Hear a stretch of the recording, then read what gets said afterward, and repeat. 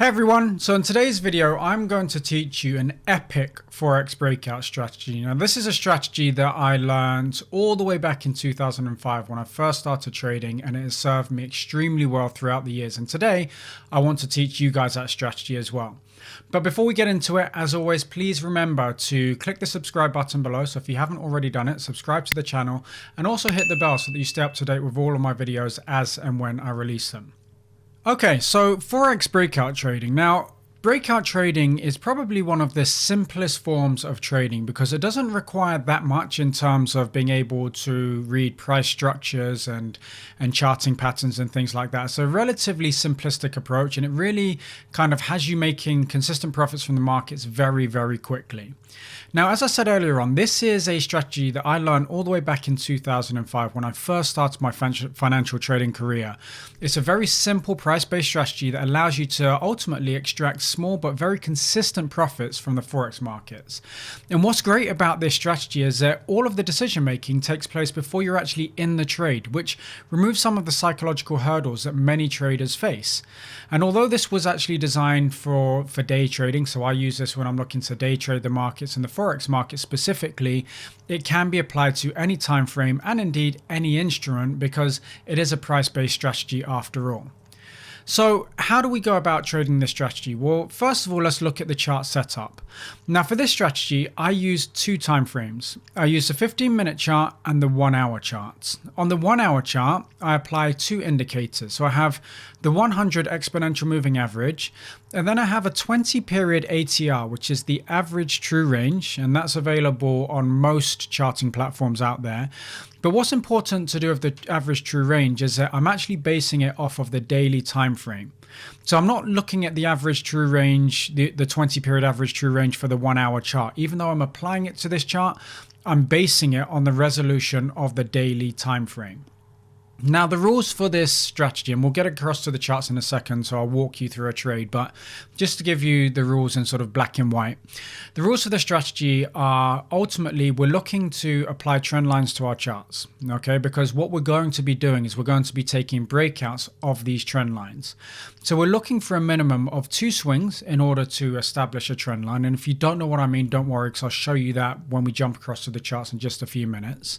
And ultimately, these trend lines, they can be both with the trend and they can be counter trend. So sometimes you get strategies which are trend following strategies, but this strategy allows you to make money both with the trend and counter trend.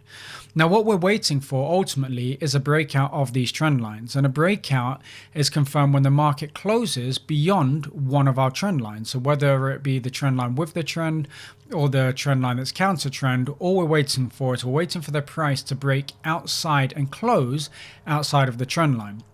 But the important point here is that the close should be no more than 10 to 20 pips beyond the trend line. So we don't want to be trading one of those monstrous candles that sort of go 20, 30 pips beyond the trend line, because what tends to happen with those moves is that you've kind of missed out on the majority of the move and you're just sort of like chasing a trade at that point. So yes, we want there to be momentum in the markets, but we don't want it to be too much. By the time the candles close, the majority of the move has gone. Now, once we get the candle close outside of the trend line, then we look at executing the trade. And what's going to confirm our trade is when the price moves 3 pips past the high or the low of the candle that closed beyond the trend line, okay?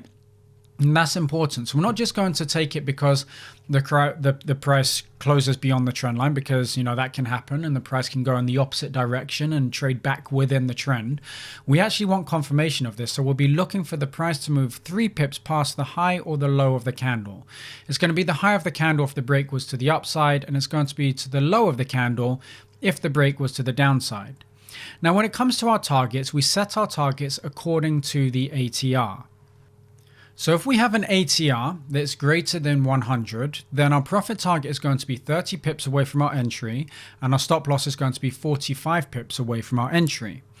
If the ATR is greater than 50 but less than 100, then our profit target is going to be 20 and our stop loss is going to be 30.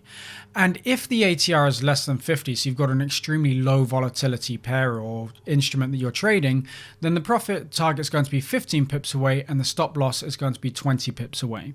And I know what you're thinking. You're thinking immediately, well, this is a negative risk reward, strategy that we're trading here. Can that actually be profitable? And all I'll do here is I'll get you to ask yourself, how many strategies have you traded where you've had a positive risk to reward ratio, but you've still managed to lose money? So the reward to risk ratio isn't everything. It comes down to the balance between your reward to risk ratio and your strike rate. And with this strategy right here, you have an extremely high strike rate. Okay, so they are the rules. What we should do right now is let's jump across to the charts and let's look to see how this actually works in real time with a real FX pair. Right, so we're looking at the Aussie yen here, and as you can see, I've got my two charts set up. The chart below here is the 1 hour chart where I have the 100 exponential moving average applied, and I have the 20 period ATR based on the daily charts applied as well. And this is something that you can do in TradingView.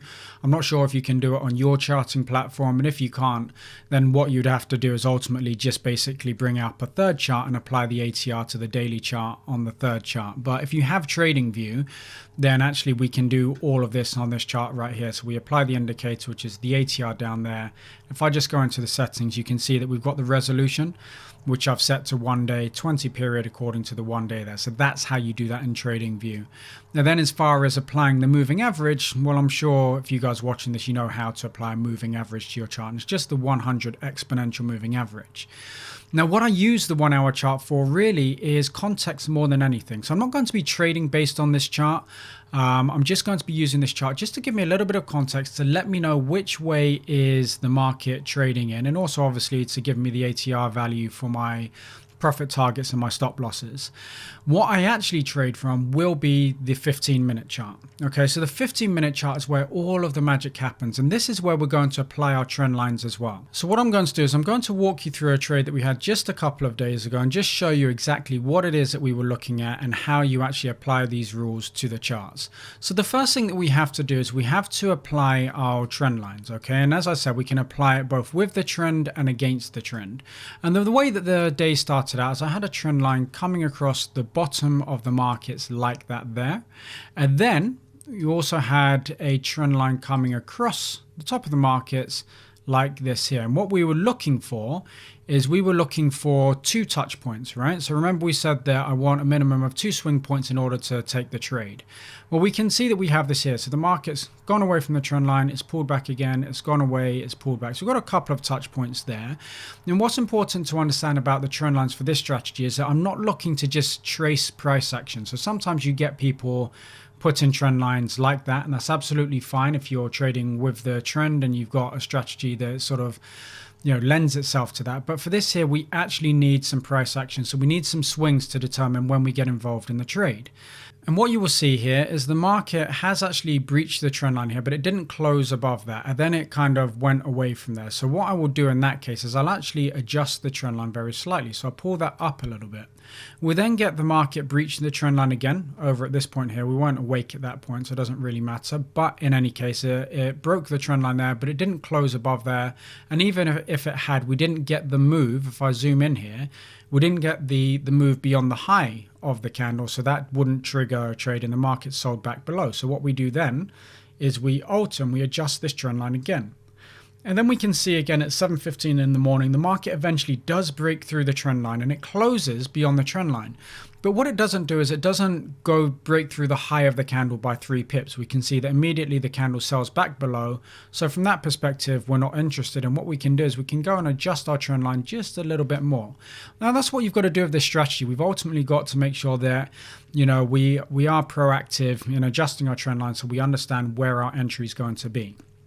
And then eventually we get the market move through the trend line. Now you can see that we have these first 2 candles here which break through the trend line, but they don't close. So that's not a trigger for us, but we're not going to adjust this trend line here because the market hasn't sold away from this point. So the market still is moving to the upside. Whereas before, when the market sold away, we were able to then adjust the trend line, but you can see here the market hasn't done that. The market then eventually breaks through this trend line here on this candle. Okay, so at 4:15 in the afternoon, it broke through there and eventually the market closed beyond there. And then in the next candle, let me zoom in a little bit more. So on this next candle here, we get the market. So the close of the candle, or the high of the candle, is 79.49. We then wait for 3 pips beyond there. So we'll be getting in at around 529. So 79.529, or let's call it 53 as a round number. And then ultimately what we're doing is we'll look at the ATR. So the ATR value here, if we go down to the bottom here, the ATR value is below 100, which means that our profit target is going to be 20 pips and our stop loss is going to be 30 pips. And if we draw a ruler in here, we can see that, let's get 7953, which is the entry. So 7953 in and around this level here. The stop loss will be down around here at 30 pips. The market doesn't come anywhere close. And the profit target is 20 pips just above there. So it actually gets there within the first 4 or 5 candles after your entry, which is quite nice. Okay, so that would be your profit target. As I said, all of the decision-making process is taken care of before you get into the trade. So once you're in the trade, it's just a case of setting your stop loss, setting your profit targets, walking away and waiting for the market to hit, either your profit target or your stop loss. Now, one final thing before we wrap this up is one little rule that I also have, and you can decide whether you want to use it or not. Maybe in the beginning you don't use it, so you just put your stop loss on your profit target and you wait for the profit target to be hit or your stop loss to be hit. But once you get a little bit of experience with the system, then the other thing that you can do is you can look at moving your stop to break even once the price has moved about 70% towards your profit target. So I'm not somebody that likes to see a winning position turn into a losing position. And I'm also not one of those that will just move the stop loss willy-nilly. But if you see that the price is moving towards your profit target and you're within sort of like, let's say 3, 4, 5 pips away from your profit target, then you're absolutely okay to move your stop loss to break even, so that if anything does happen and the market does turn around or there's a news spike or something like that and you happen to be in the position, it only takes you out at break even and it doesn't take out your whole position for a loss. Okay, so I hope that made sense for you. I hope you enjoyed that. It is a very, very effective trading strategy, and it is one that I would urge you to at least do a little bit of back testing with and see if it works for you. If you haven't already subscribed to the channel, make sure that you are subscribed to the channel. Hit that bell so that you stay up to date with all of the notifications. And if you have any questions at all, please feel free to post it beneath the video here. Otherwise, thank you so much for watching, and I will catch you in the next video. Take care now.